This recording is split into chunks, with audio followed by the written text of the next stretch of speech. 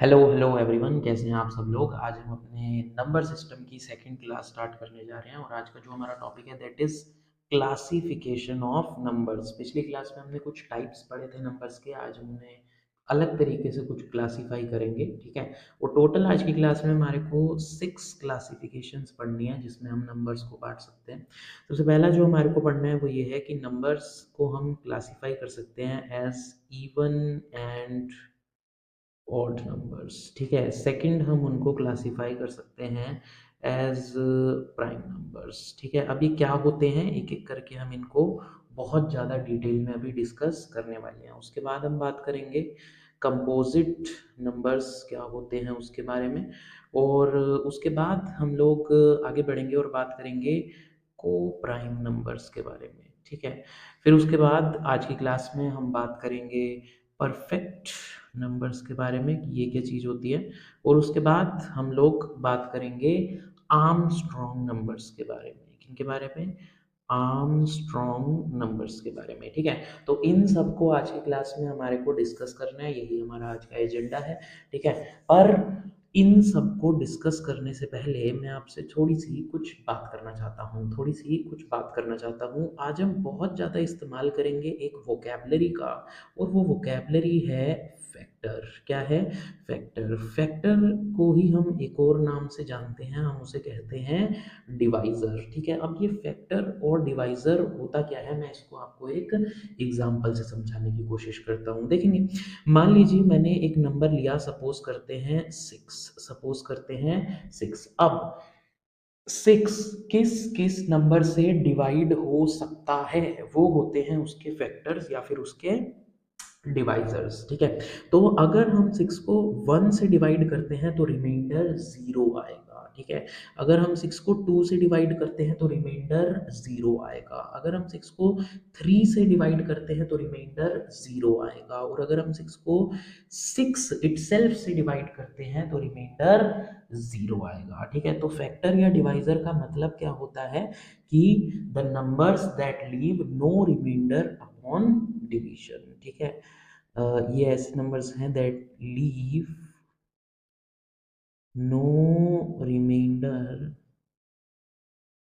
Upon division. ठीक है, तो आई होप आप लोगों को क्लियर होगा। ठीक है, एक और छोटी सी बात मैं यहीं पर ही बता दूं। देखो, मान लीजिए नंबर 6 है, तो चाहे कोई भी नंबर हो इस दुनिया में, उसका एक फैक्टर तो होगा 1, होगा ही होगा। ठीक है, एक फैक्टर तो 1 होगा ही होगा, और दूसरा फैक्टर उसका द नंबर इटसेल्फ होगा ही होगा। बात समझ में आ रही है? ठीक है, जैसे फॉर एग्जांपल अगर हम बोले, कोई भी हम नंबर लेते हैं, सपोज करते हैं 13, तो अगर मैं आपसे पूछूं कि 13 के फैक्टर्स क्या होंगे, तो हम बोलेंगे जी अगर हम 13 को 1 से डिवाइड करते हैं तो रिमाइंडर 0 आएगा। ठीक है, और उसी तरीके से अगर हम 13 को 13 से ही डिवाइड करते हैं तो भी रिमाइंडर 0 आएगा। तो 13 के जो फैक्टर्स हैं वो सिर्फ और सिर्फ हैं 1 और द नंबर इटसेल्फ जो कि है 13। ठीक है, तो ये फैक्टर और डिवाइजर क्या होता है ये आपको क्लियर होना चाहिए, क्योंकि आगे पूरी क्लास में मैं इसे काफी बार यूज करने वाला हूँ। ठीक है, चलो इसी के साथ अब हम एक एक करके इन नंबर्स को पढ़ना शुरू करते हैं डिटेल में। जो सबसे पहली कैटेगरी आज हमारे को डिस्कस करनी है वो है इवन एंड ऑड नंबर्स की। किसकी? Even and odd numbers. ठीक है, इनसे रिलेटेड जो भी चीज़ें एग्जाम पॉइंट ऑफ व्यू से इंपॉर्टेंट है वो सब भी मैं साथ साथ ही डिस्कस करता जाऊंगा, जो भी सारे पॉइंटर्स हैं जो हमें ध्यान रखने हैं। ठीक है, ध्यान से देखेंगे। सबसे पहले हम लोग बात करते हैं इवन नंबर्स के बारे में। तो इवन नंबर्स के बारे में हमारे को सिर्फ इतनी सी बात समझनी है कि इवन नंबर्स ऐसे नंबर्स को बोला जाता है विच आर डिविजिबल बाय 2, जो कि 2 से डिविजिबल है। ठीक है, अब 2 से डिविजिबल है का मतलब इनको हम एक स्पेशल फॉर्मेट में लिख सकते हैं, विच इज 2n। ठीक है, बात समझ में आ रही है? तो जैसे मान लीजिए हम इसको एग्जांपल लेते हैं, इसका हम लोग एग्जांपल लेते हैं। ठीक है, जैसे 4। ठीक है, जैसे 6, जैसे 28, ये सब क्या है? ये सब इवन नंबर्स हैं। ठीक है, ये सब इवन नंबर्स हैं। अच्छा, एक और यहाँ पर इम्पोर्टेंट पॉइंट जो हमें ध्यान रखना है वो ये है कि zero is considered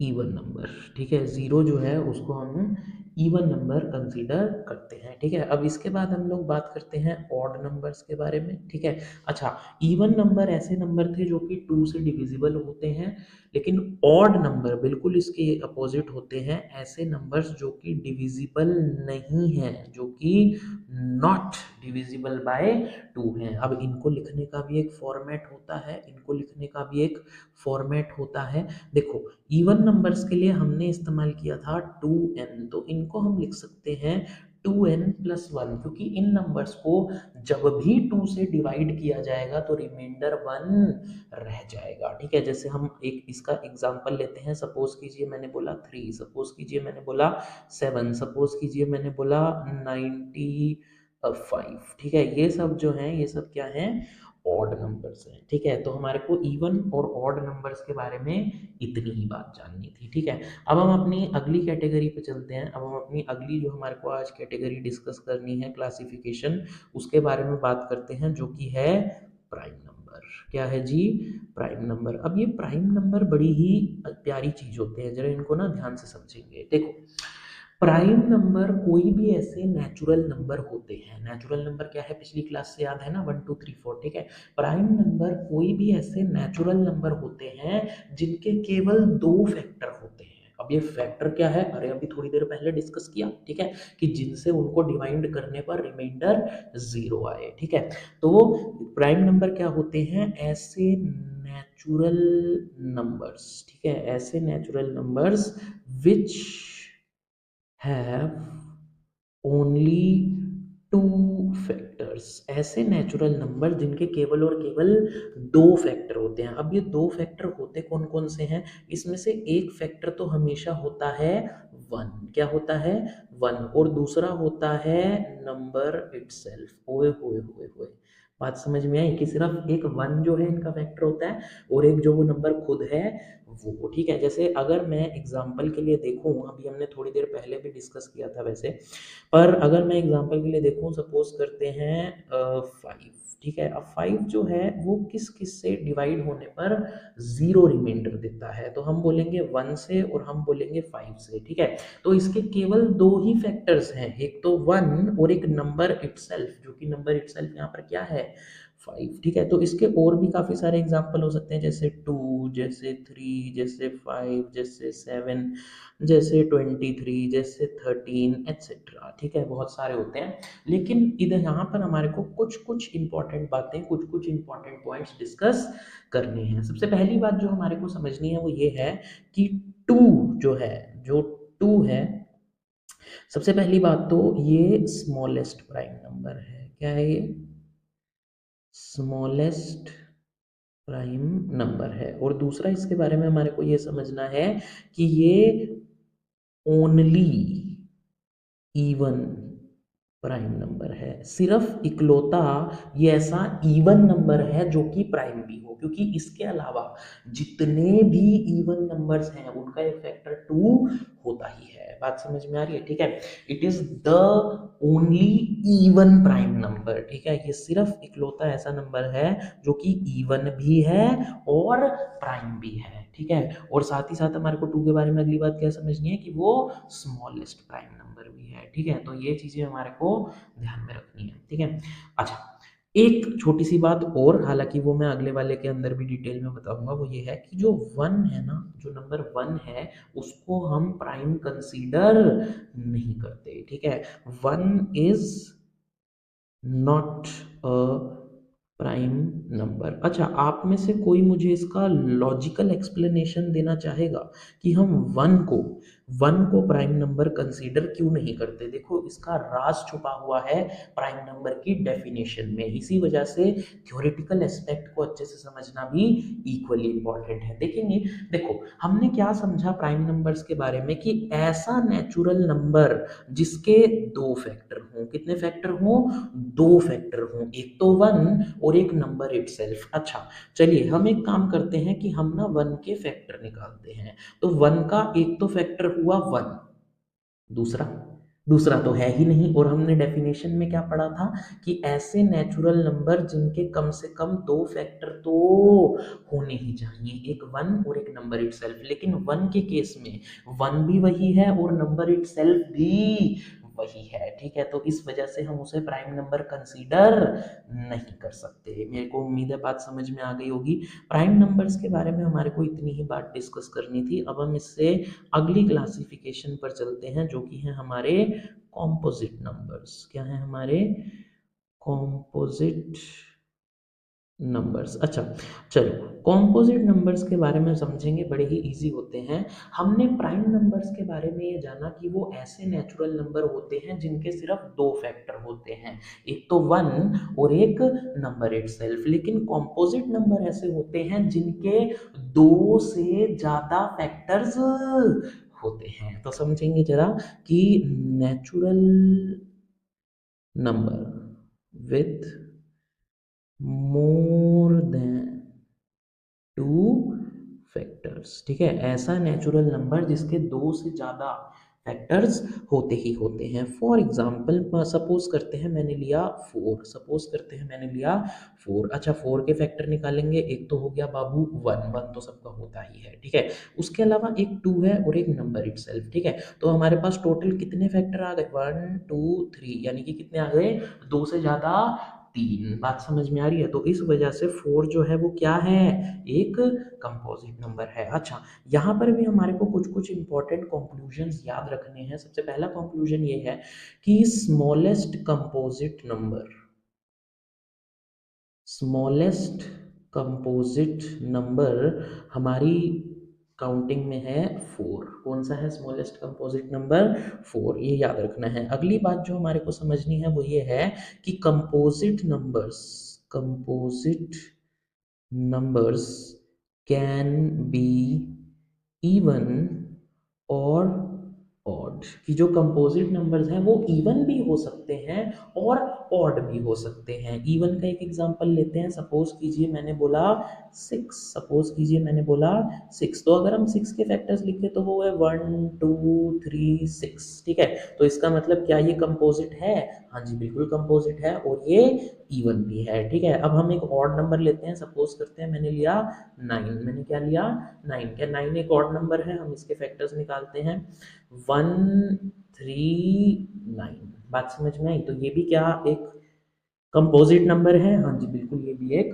composite number है। बात समझ में आई, ठीक है। तो कंपोजिट नंबर्स इवन भी हो सकते हैं और ऑड भी हो सकते हैं। अच्छा, इसके अलावा एक और पॉइंट हम लोग समझेंगे। अभी जब हम प्राइम नंबर्स डिस्कस कर रहे थे तो मैंने स्पेसिफिकली लिखवाया था कि वन प्राइम नंबर नहीं है। बिल्कुल उसी तरीके से वन जो है ना वो कंपोजिट भी नहीं है। बात समझ में आ रही है, ठीक है।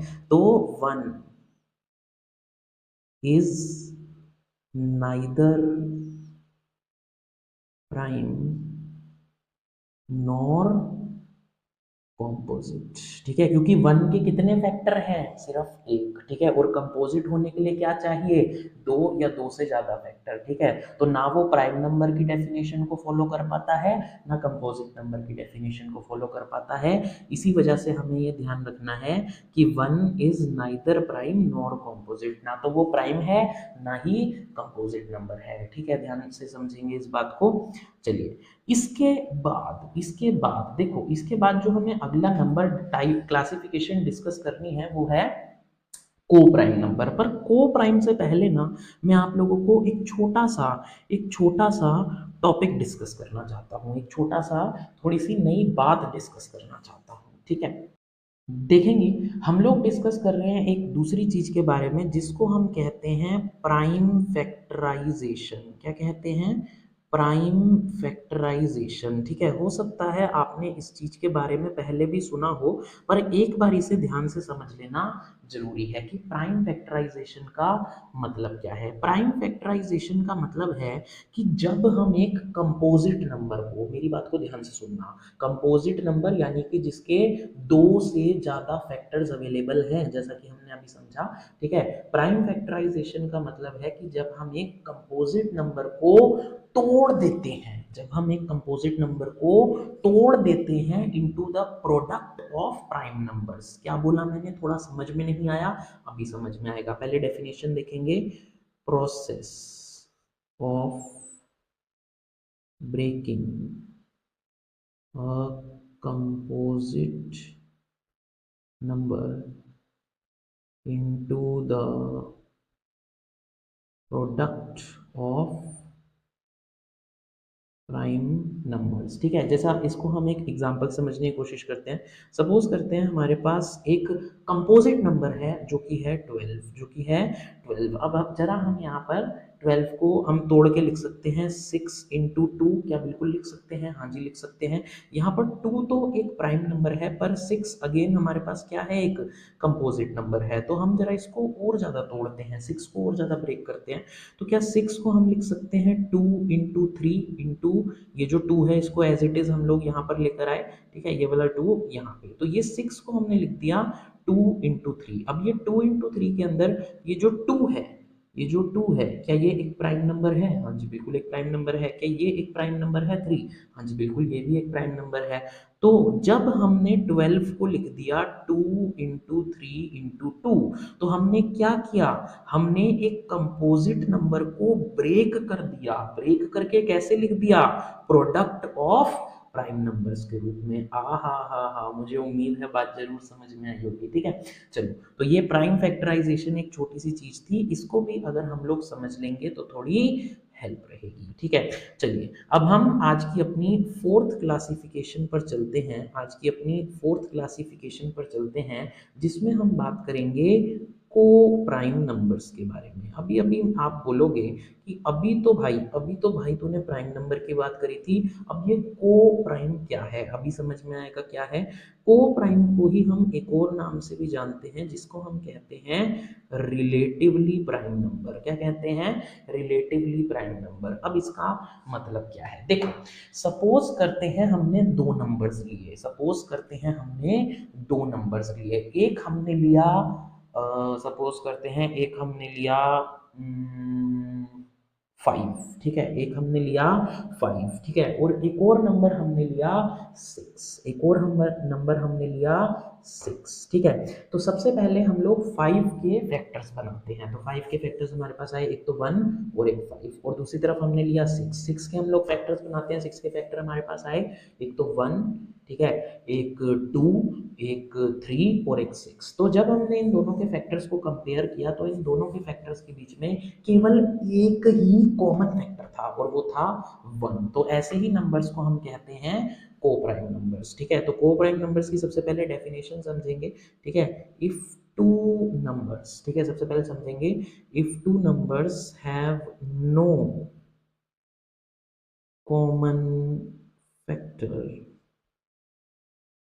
अदर देन 1, जब उनका एक के अलावा और कोई कॉमन फैक्टर ना हो। ठीक है, इसी चीज को हम कहते हैं कि जब दो नंबर्स का जो HCF है, ठीक है, HCF को ही हम एक और नाम से जानते हैं GCD, जब उनका HCF या फिर GCD जो है वो 1 हो, तब भी हम उनको को प्राइम कहते हैं। अब ये HCF हाईएस्ट कॉमन फैक्टर, ठीक है, ग्रेटेस्ट कॉमन डिवाइजर, GCD, ये क्या होता है, हम अलग से आगे आने वाले लेक्चर में HCF और LCM पर टॉपिक करेंगे, तब बहुत डिटेल में मैं ये सब चीजें आपको करवाऊंगा। ठीक है, पर अभी मैं आपको एक आइडिया दे दूंगा ये होता क्या है। देखो, सपोज करते हैं हम एक एग्जांपल लेते हैं, मैंने एक तरफ बोला 15 और मैंने एक तरफ बोला 28। ठीक है, सबसे पहले हम लोग 15 के फैक्टर्स निकालते हैं। 15 के फैक्टर्स मैंने बोले 1, 3, 5 और 15। दूसरी तरफ मैंने 28 के निकाले, तो मैंने बोला 1, 2, 4, 7, 14, 28। अब जरा ध्यान से देखना, जरा ध्यान से देखना, यहाँ पर जो 15 के फैक्टर्स हैं और जो 28 के फैक्टर्स हैं, इनके अंदर हमारे को केवल एक ही कॉमन फैक्टर नजर में आ रहा है, और वो कौन सा है, 1। इसके अलावा इनके अंदर कोई भी कॉमन फैक्टर नहीं है। अब यही कॉमन फैक्टर को ही हम लोग HCF कहते हैं। ठीक है, और यहाँ पर सिर्फ एक ही कॉमन फैक्टर है, तो इस वजह से 15 और 28 जो है ये आपस में क्या है, को प्राइम है, ठीक है। अच्छा चलो मैं एक और एग्जांपल लेता हूँ, बात को क्लियर करने के लिए मैं एक और एग्जांपल लेता हूँ। सपोज करो मैंने बोला 4 और 6, क्या बोला मैंने, 4 और 6। तो सबसे पहले 4 के हम लोग फैक्टर्स निकालते हैं, मैंने बोला 1 2 4। अब हम 6 के निकालते हैं, मैंने बोला 1 2 3 6। जरा ध्यान से देखना, एक कॉमन फैक्टर तो आ गया 1, लेकिन एक और कॉमन फैक्टर आ गया 2। तो क्या हम 4 और 6 को आपस में को प्राइम बोल सकते हैं? नहीं बोल सकते। बात समझ में आ गई, ठीक है। चलो अब ये को प्राइम नंबर्स के बारे में भी हमारे को कुछ स्पेसिफिक पॉइंट्स डिस्कस करने हैं, जरा ध्यान से समझेंगे। देखो, अगर आपको कभी भी दो प्राइम नंबर दिखते हैं, अगर आपको कभी भी दो प्राइम नंबर दिखते हैं, तो वो दोनों प्राइम नंबर आपस में को प्राइम होंगे ही होंगे, ठीक है। और ये बहुत लॉजिकल भी है, अभी समझा दूंगा। देखो, any two prime numbers will always be को प्राइम, ठीक है। कोई भी दो प्राइम नंबर जो होंगे वो हमेशा को प्राइम होंगे। सपोज करते हैं हम दो प्राइम नंबर लेते हैं 2 और 3, ठीक है। तो सबसे पहले हम लोग दो के फैक्टर्स निकालेंगे जो कि है 1 और 2, ठीक है। 3 के निकालेंगे जो कि है 1 और 3। तो इनके बीच में केवल एक ही कॉमन फैक्टर है विच इज 1। तो इस वजह से ये लोग आपस में क्या हैं, को प्राइम नंबर्स हैं। बात समझ में आ रही है, ठीक है। अच्छा, को प्राइम नंबर्स के बारे में एक छोटी सी बात मैं और बताना चाहूंगा, एक छोटी सी बात मैं और बताना चाहूंगा, और वो ये है कि जो नंबर्स आपस में को प्राइम हैं, जो भी नंबर्स आपस में को प्राइम हैं, ऐसा जरूरी नहीं है, ऐसा जरूरी नहीं है कि वो अपने आप में प्राइम हो, ठीक है। तो इस बात को समझेंगे कि को प्राइम नंबर्स नीड नॉट, ठीक है, को prime numbers need not be prime themselves, ठीक है। किसी भी दो को प्राइम नंबर का जो जोड़ा है उसके अंदर जरूरी नहीं है कि जो नंबर को प्राइम है, ठीक है, जिनके आपस में कोई कॉमन फैक्टर नहीं है 1 के अलावा, तो उनका वैसे भी सिर्फ 2 के अलावा और कोई फैक्टर नहीं है, यानी कि वो प्राइम है, ऐसा नहीं है। जैसे इसको एक एग्जांपल से मैं समझाने की कोशिश करता हूँ। जैसे मैंने लिया 8 और 15, मैंने क्या लिया, 8 और 15। अब अगर हम बात करें 8 के बारे में, तो उसके फैक्टर कौन कौन से आए, 1 आया, 2 आया, 4 आया, 8 आया। अगर मैंने 15 के बारे में बात करी तो उसमें आया 1 3 5 15, ठीक है। तो ना तो अपने आप में 8 प्राइम नंबर है, नहीं है जी, कंपोजिट नंबर है। ना तो 15 अपने आप में प्राइम नंबर है, नहीं है जी, कंपोजिट नंबर है, क्योंकि दोनों के पास चार चार फैक्टर हैं। पर हमारे को बात क्या नोट करनी है कि इन दोनों के बीच में कॉमन फैक्टर जो है वो केवल और केवल एक ही है। तो उम्मीद है मेरे को ये बात आप लोगों को समझ में आई होगी कि जो नंबर आपस में को प्राइम होते हैं, ऐसा जरूरी नहीं है कि वो अपने आप में प्राइम भी हो, ऐसी कोई जरूरत बात नहीं है, ठीक है। चलो, इसी के साथ हम लोगों ने को प्राइम नंबर्स के बारे में जितनी बात करनी थी वो कर ली। अब हम अपनी अगले आज की क्लासिफिकेशन पे चलते हैं, जिसमें हम बात करेंगे परफेक्ट नंबर्स के बारे में। किसके बारे में, परफेक्ट नंबर्स के बारे में, ठीक है। ये भी बड़ी ही इंटरेस्टिंग चीज है, जरा ध्यान से समझेंगे, ठीक है। देखेंगे परफेक्ट नंबर्स जो है ना, इनके बारे में सबसे पहली बात समझनी है कि ये एक्सट्रीमली रेयर कॉम्बिनेशन होते हैं, बड़ी ही रेयर चीज होती है, ठीक है। तो ये होता क्या है, पहले इसकी डेफिनेशन समझते हैं।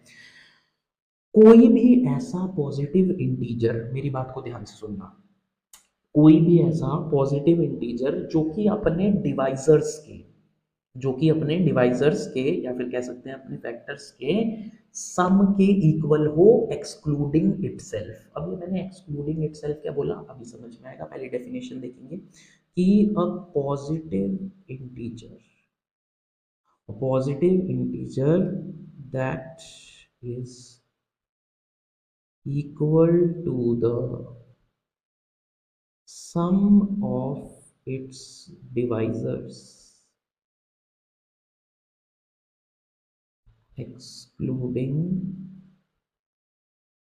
itself, ठीक है। सपोज करते हैं मैंने लिया 6, मैंने क्या लिया, 6। सबसे पहले हम 6 के डिवाइजर्स को लिखेंगे, कौन कौन से हैं, 1 2 3 और 6, ठीक है। लेकिन हमने क्या बोला है, एक्सक्लूडिंग इटसेल्फ, ठीक है, यानी कि हमारे को 6 को अपने आप में कंसीडर नहीं करना। ठीक है, अब हमारे को क्या देखना है कि अगर हम लोग ऐड कर दें 1 प्लस 2 प्लस 3 तो क्या निकल के आता है 6। तो क्या हम 6 को एक परफेक्ट नंबर बोल सकते हैं? हाँ जी, बिल्कुल बोल सकते हैं। ठीक है, एक और नंबर को हम लोग चेक करते हैं। सपोज करते हैं, मैंने बोला 4, तो 4 जो है अगर हम उसके डिवाइजर्स को निकालें, मैंने बोला 1, 2, 4, लेकिन इटसेल्फ को हमारे को कंसीडर नहीं करना, तो हम लोग इसे क्या लिखेंगे 1 plus 2 which is equal to 3। तो क्या 4 और 3 इक्वल है? नहीं, इस वजह से 4 एक परफेक्ट नंबर नहीं है। ठीक है, एक और हम लोग चेक करते हैं। सपोज करते हैं हम 28, तो 28 के डिवाइजर्स लिखेंगे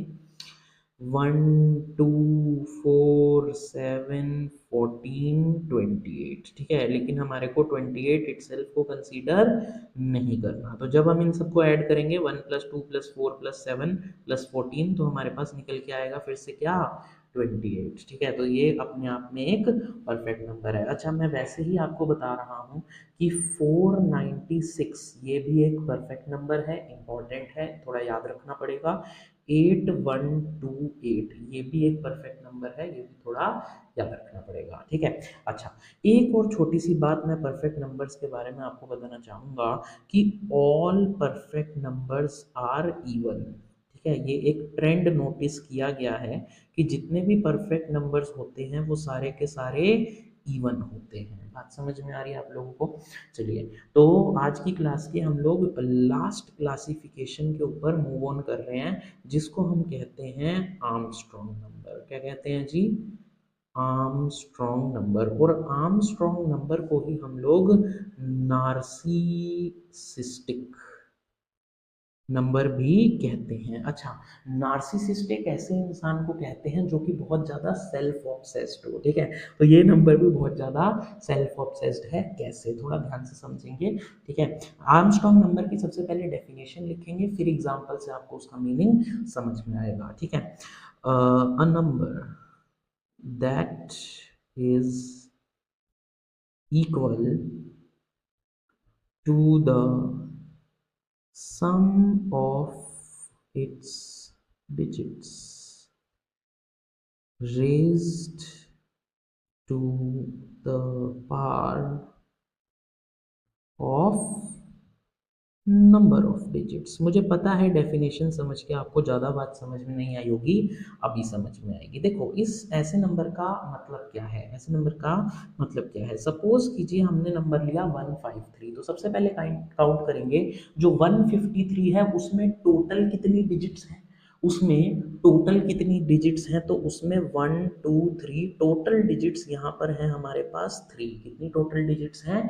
3। अब अगर हम इस नंबर को लिखें 1 रेज़ टू पावर 3, आपके मन में आएगा ये 3 कहाँ से आया? 3 इस वजह से लगाया क्योंकि टोटल डिजिट्स कितनी हैं?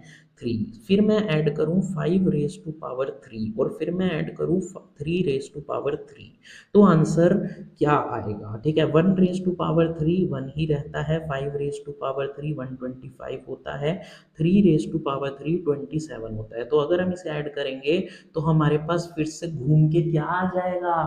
153। और ऐसे नंबर को ही कहते हैं क्या? Armstrong number. ठीक है, मैं एक और नंबर आपको चेक करके दिखाता हूँ। सपोज करो मैंने लिखा 111, तो हम क्या लिखेंगे 1 रेज़ टू पावर 3। ये 3 कहाँ से आया? क्योंकि हमारे पास 3 डिजिट का नंबर है। उसके बाद मैंने लिखा 1 रेज़ टू पावर 3 क्योंकि अगला भी 1 ही है। उसके बाद मैंने लिखा 1 रेज़ टू पावर 3। ठीक है, तो 1 की पावर आप कुछ भी कर लीजिए, आंसर 1 ही रहता है, तो it would be 1 plus 1 plus 1, तो आंसर आएगा 3। तो क्या ये एक आर्मस्ट्रॉन्ग नंबर है? नहीं है। ठीक है, एक और नंबर हम लोग चेक करते हैं फटाफट से। सपोज कीजिए मैंने लिखा 370। ठीक है, 370 को हम लिख सकते हैं 3 रेज़ टू पावर 3 प्लस में 7 रेज़ टू पावर 3 प्लस में 0 रेज़ टू पावर 3। अब मेरी बात को जरा ध्यान से समझेंगे। हमने 3 रेज़ टू पावर 3 क्यों किया? क्योंकि यहाँ पर हमारे पास 3 डिजिट हैं टोटल। ठीक है, अब अगर हम इसको ऐड करते हैं तो 3 रेज़ टू पावर 3 हमारे पास होता है 27, 7 रेज़ टू पावर 3 होता है 343, 0 रेज़ टू पावर 3 होता है 0। तो टोटल जो हमारे पास आंसर आया अगेन वुड बी 370। तो 370 को भी हम कंसीडर कर सकते हैं एक आर्मस्ट्रॉन्ग नंबर या फिर एक नार्सिसिस्टिक नंबर। जरा इसकी डेफिनेशन को फिर से पढ़ेंगे। A number that that is equal to the sum of its digit, ठीक है, सम ऑफ इट्स डिजिट, पर सम ऑफ इट्स डिजिट जो है वो उनकी पावर होनी चाहिए नंबर ऑफ डिजिट। यहाँ पे नंबर ऑफ डिजिट 3 थे, तो यहाँ पे 1 raise to power 3, 5 raise to power 3, 3 raise to power 3। बात समझ में आ रही है आप लोगों को? तो इसी को ही कहते हैं हम एक आर्मस्ट्रॉन्ग नंबर, ठीक है। तो आज की क्लास के अंदर हमने 6 क्लासिफिकेशन पढ़ी किनकी? नंबर्स की, ठीक है। हमने 6 क्लासिफिकेशन पढ़ी नंबर्स की, ठीक है। सबसे पहले हम लोगों ने डिस्कस किया इवन और ऑड नंबर्स के बारे में, फिर हमने बात करी प्राइम नंबर्स के बारे में, उनकी एंट्री बेसिस के बारे में, कंपोजिट नंबर के बारे में, को प्राइम नंबर के बारे में, परफेक्ट नंबर के बारे में और आर्मस्ट्रॉन्ग नंबर के बारे में, सबके बारे में हमने डिटेल में बात करी। फिर से मैं इनका जो नोट्स हैं उनका पीडीएफ नीचे अपलोड कर दूंगा डिस्क्रिप्शन में, बट बेस्ट यही रहेगा आप अपने नोट्स खुद बनाएं, साथ में एक छोटी सी वर्कशीट भी होगी इसी टॉपिक पर बेस्ड, तो प्लीज़ उसे प्रैक्टिस करें, ठीक है। अब हम लोग नेक्स्ट क्लास में मिलेंगे। Good bye.